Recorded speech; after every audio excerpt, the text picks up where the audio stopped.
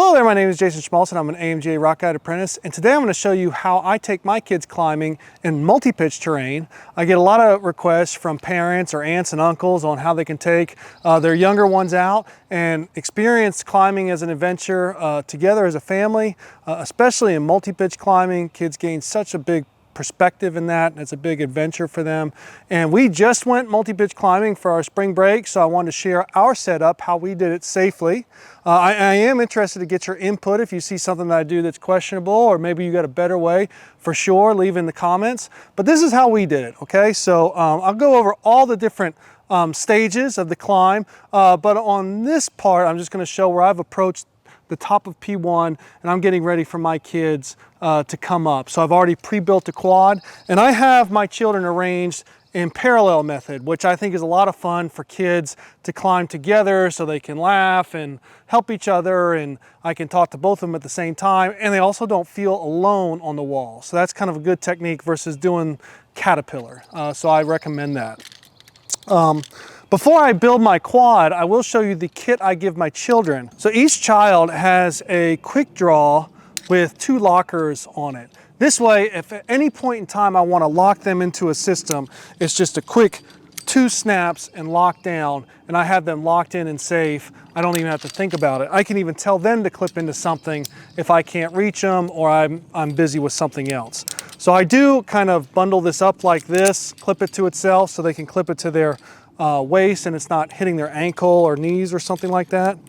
And then I give them a couple non-lockers and a 120 centimeter sling and an ATC or some type of tube device that they can do a rappel on. I also give at least one of them a gree-gree. We have 2 gree-grees between the 3 of us because many times on a rappel I'll just have them do a gree-gree.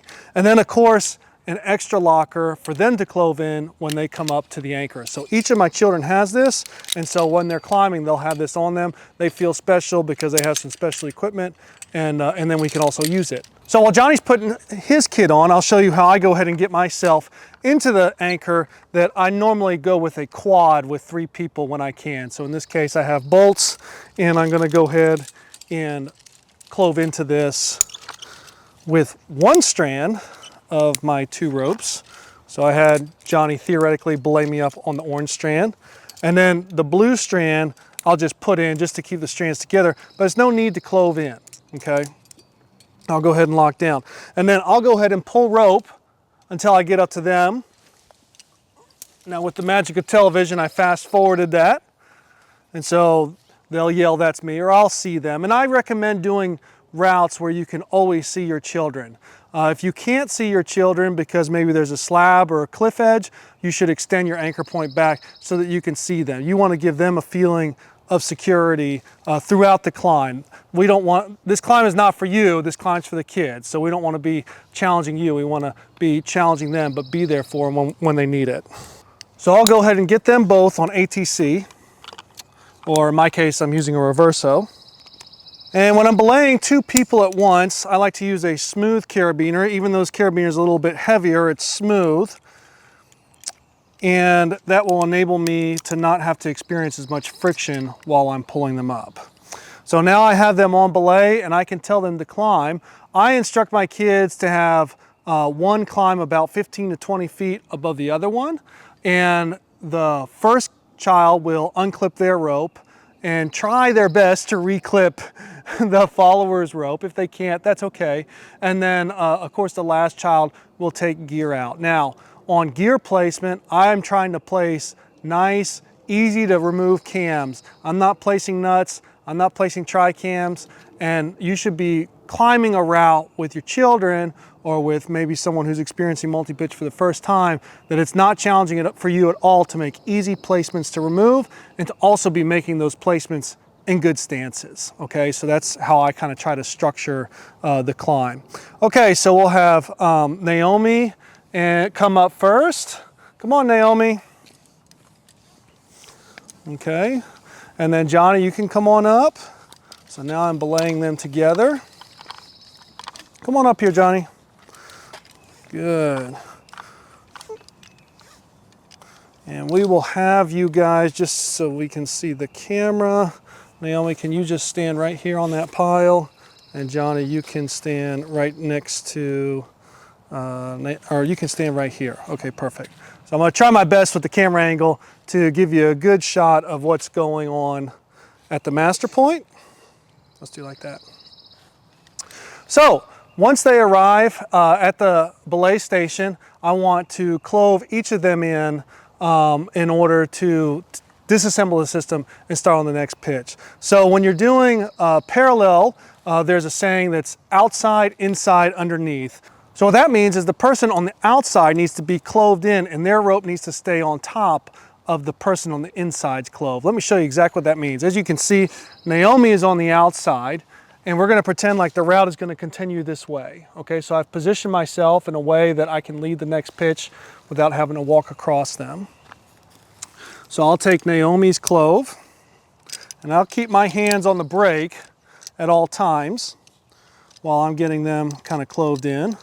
So we can do a clove hitch, an air clove, like that. Okay, so she's in. So she's on the outside, and then Johnny will be on the inside. So Johnny, we need a carabiner, a locker. Okay. And Johnny will go on the inside here. And Johnny, here Johnny, step over here a little bit. Johnny will go underneath her rope. So you can see her rope's right here. His rope, I need to pull it clean from his belt, will go clove in underneath into his carabiner. So we'll go ahead and tie an air clove real quick. So step it right here. So you can see right here, Johnny's strand to his belt goes underneath Naomi's strand between her clove and the ATC, okay? So now they're both safe.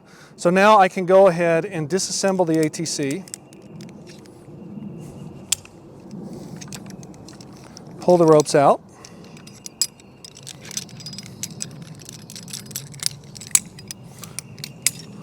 And take my ATC, and now I can start preparing for the next pitch.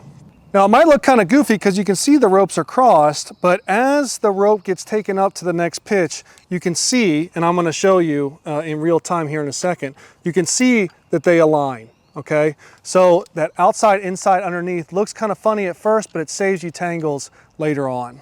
So from there, I want to lead the next pitch. So I can either flip both ropes, which I have both piles here, or I can have them reflake on the back side of each of their cloves. So normally I go ahead and just flip the rope. I've made a nice pile typically, and then I'll get ready to take off. Hey, many of you probably noticed the skills board that I use in my videos. As you can see in this video, the systems are decently complicated. So the last thing we want to do is practice them out in a vertical environment first thing. The skills board enables you to practice on horizontal environment with your equipment, with your friends, with another expert. I encourage you to pick one up. These guys do support my channel. Use the promo code SSE10 on their website. To get 10% off, and that supports my channel and enables me to make better videos for y'all. So now I have the rope arranged for me to start climbing, but before I get on belay, note that my children are extremely lighter than me. So I don't want to put them on a traditional belay where they're belaying off their belt, because if I take a lead fall, I'm gonna potentially really hurt them and jerk them around on this anchor system. So I want to get another anchor system that's totally independent of this, that they can do what's called a gear belay on me, and then that way I can progress on lead safely on belay, but then if I were to fall, they're not going to get totally jacked around. So the way I do a gear belay is Johnny has a 120 centimeter sling on his belt that I can use, and I go ahead and identify if I make a master point out of this 120 centimeter sling, at what height do I need to make it for him to be able to ergonomically manipulate a gree-gree on the master point, as if he was belaying from the top. So in this case, it looks like that's going to be about this height coming off the rings. So I make a completely separate system. I don't go into this system because he has to unbuild this later, and I don't want him to accidentally unbuild the system that him and Naomi are on, okay, when I come off belay. So I'll go ahead and put these carabiners in front of the anchor system.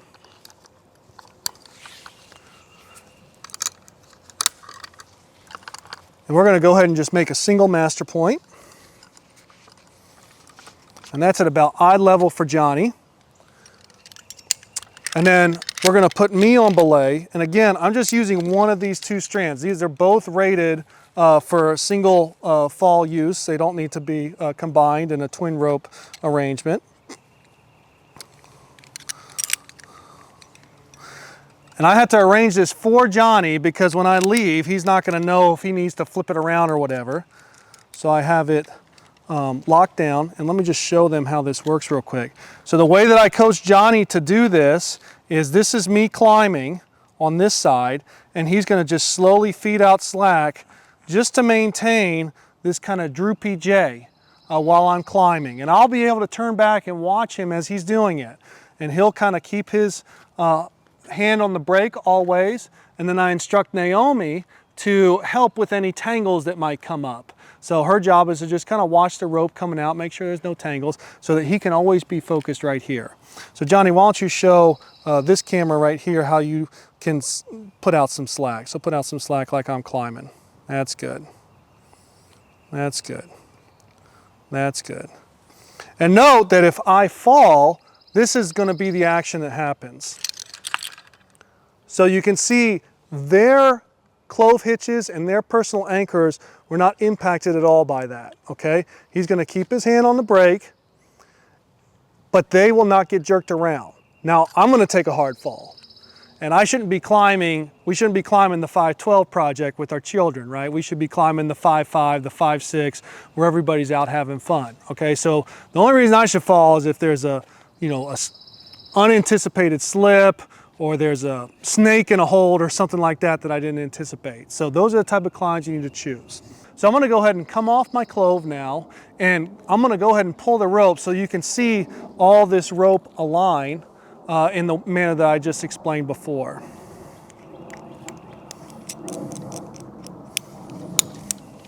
So I'll bring my carabiner with me. I'll go ahead and clip my first indirect piece. No need to clip the blue one, and then I'll continue.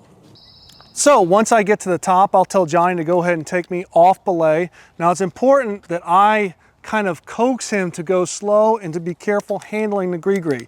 And if I'm really nervous about him handling the gree-gree, what I'll do is I'll tie a piece of paracord on this and clip it to his belt or girth hitch it to his belt so they can never fall. It's one thing, children are probably going to drop something.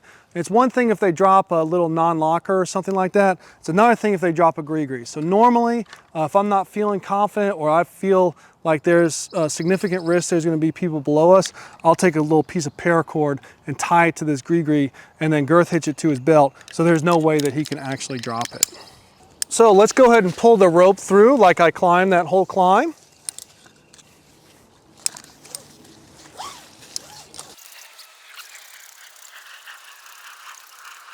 So you can see this rope is going through really smooth, so that's good.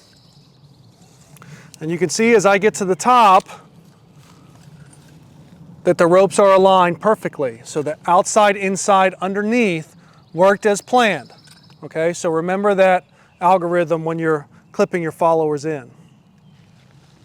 From here, I would get Johnny and Naomi on belay. I would tell Johnny, first go ahead and take off the blue 120 centimeter sling.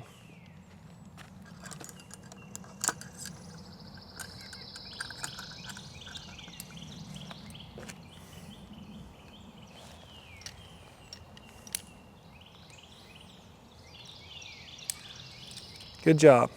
So Naomi, when I tell you to go, you'll go around Johnny, okay? So I'll have Naomi go first. Typically, she's only 7, so I don't want her to really mess with gear in the wall. So Naomi, go ahead and take your clove off and climb up to where I am. Mm-hmm. And be real careful when you take your carabiner off and put it on your belt that you don't drop it, okay? You can just take the rope right out, that's fine. Okay. Now watch out, you're blocking that camera. Okay, and then Naomi, go around Johnny. All right, so Naomi will start climbing. Come on, Naomi. You can go over there. Or that's fine. So once Naomi started, then I'll tell Johnny, you can go ahead and come off your clove. I want you to take your clove off only and put your carabiner on your belt. It's important to tell the children to only do one thing at a time.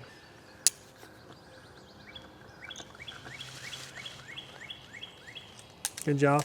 Now can you get the anchor and be really careful to clip it to your belt as soon as possible.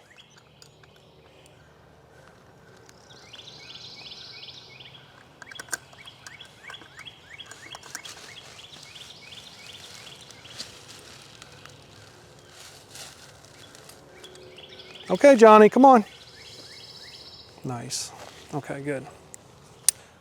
Once we finish the climb, it's time to do the descent. If you need to do a technical descent, you need to be real mindful of how many rappels you have to do. And if you have children that you can trust to either go down on a rappel first and set something up, or to come down on their own once you're down and setting something up. That's what you would do with obviously a less experienced climber that you can't really trust to build anything or clip themselves in. I prefer to just lower. I try to target climbs that I can just lower my kids on. But Johnny is experienced enough where he can kind of be relied on to either go down and clip himself into an anchor system if I give him 2 tethers, or to come down on his own. Okay, so I want to set up a double rope rappel. The way I have the ropes arranged, Johnny and Naomi are on top, so it would make sense to maintain their lines in my control and for me to take my lines and put those through the anchors to set up the rappel. So in order to do that, I'll go ahead and grab Naomi's anchor, or Naomi's clove, and clove myself on the back side of that. And now I can gain access to my ends and start to build the rappel.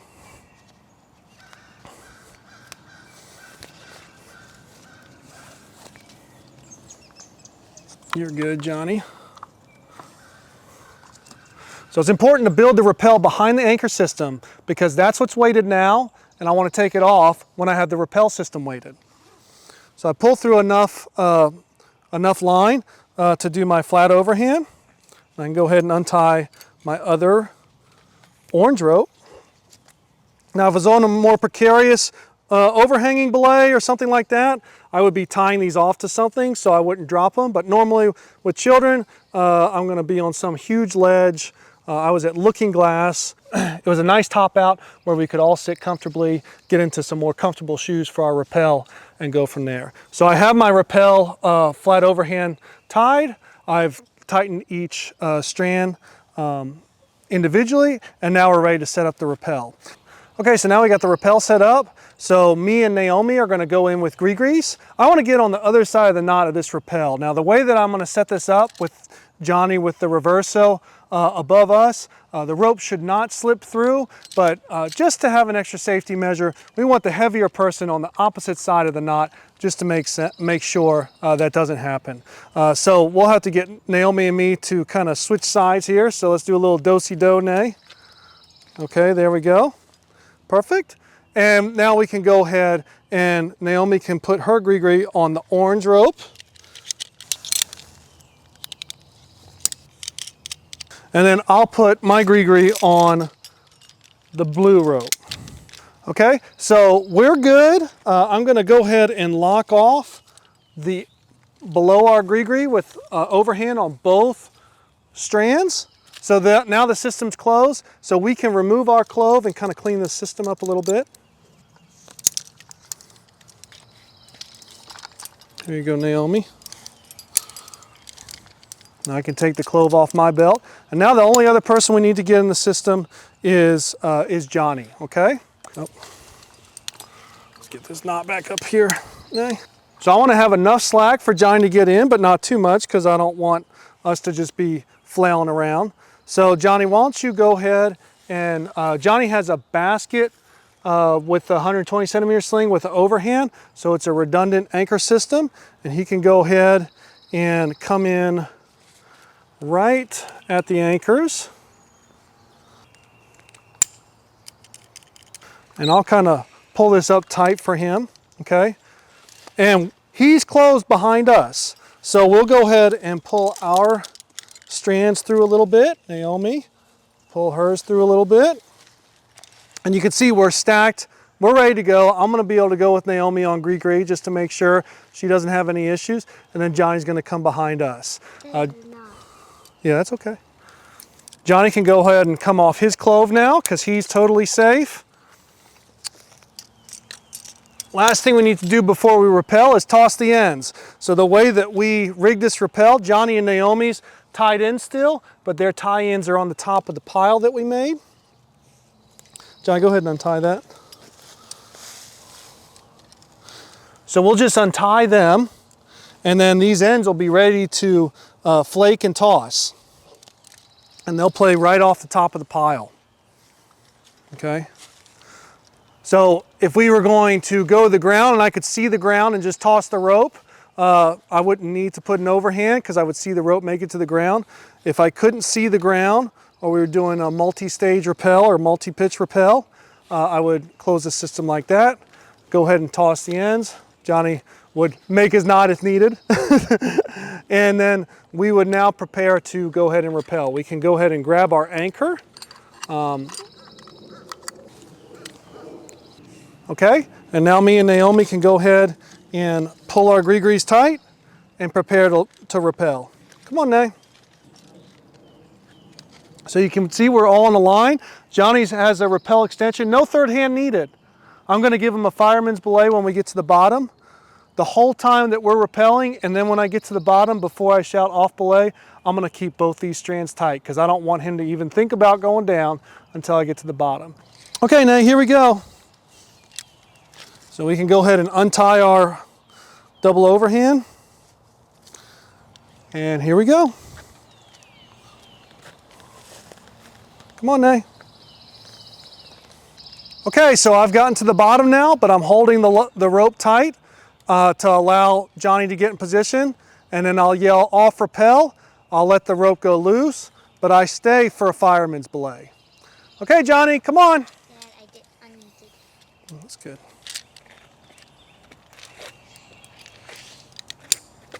Nice, good job. Cool. Hey, I hope you found this video useful for taking your kids out. Really do encourage you to do that. Choose a climb that's easy, that's fun, that they can really experience the sport of climbing. And I promise you, you'll have an adventure that they'll talk about, tell all their friends. You have awesome pictures.